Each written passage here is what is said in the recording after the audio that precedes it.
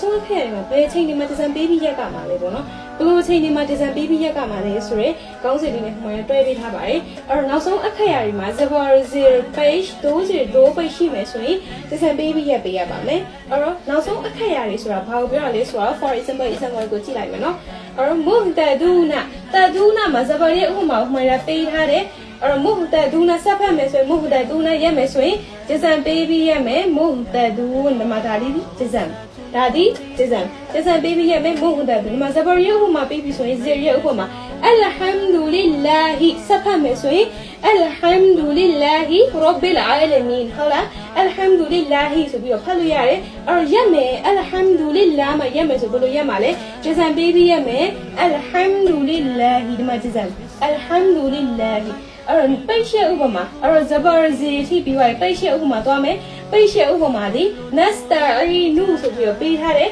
nasta'inu ကစဖိုင်ဖတ်ကမယ်စာလုံးအကယ်၍ nasta'inu ကိုရက်ချင်နေဆိုဒီဇိုင်းပေးပြီးရမယ် nasta'in ဆိုပြီးရမယ်အဲ့တော့ zabar zi page 20ရဲ့ဥပမာဒီ rata laha bin ကိုစဖတ်မယ်ဆိုရင် rata laha bin အတိုင်းပဲဖတ်မယ်ရမယ်ဆိုရင် rata lahab ဆိုပြီးတော့ရက်မယ်ဒီပါဒီ calculator စာလုံးဖြစ်တဲ့အတွက်နောက်ကနေပဲ့တင်တာထုတ်ပြီးတော့ရက်ပါပါမယ် ahadun ဒီမှာ2 page ရဲ့ဥပမာ20လည်းပြီးပြီး2 page ရဲ့ဥပမာလာပြီး ahadun ကိုရက်မယ်ဆိုရင် ahad ဆိုပြီးတော့ calculator ထုတ်ပြီးရက်ပါပါမယ် ahad ဆိုရင် calculator အတန်မပါပါဘူး calculator ၅လုံးထဲမှာဘာနဲ့ dal ပါပါတယ်အဲ့ဒါကြောင့်မလို့ calculator ၅လုံးကိုလည်းပဲ့တင်တာထုတ်ပြီးတော့ရက်ရပါမယ်ရှင်ဒီထဲမှာ2 zebra ပြောက်နေပါတယ်2 zebra ကဒီဇိုင်းပေးပြီးရက်ကမှမဟုတ်ပါဘူး2 zebra ကိုရက်ချင်နေဆိုရင် zebra တစ်ခုဖြုတ်ပြီးတော့ရက်ကပါမယ်ဒါပေမဲ့တာအဝိုင်းရဲ့အပေါ်မှာ2 zebra လာခဲ့တယ်ဆိုရင်ဟာတန်ထုတ်ပြီးပဲရက်ကပါမယ်ရှင်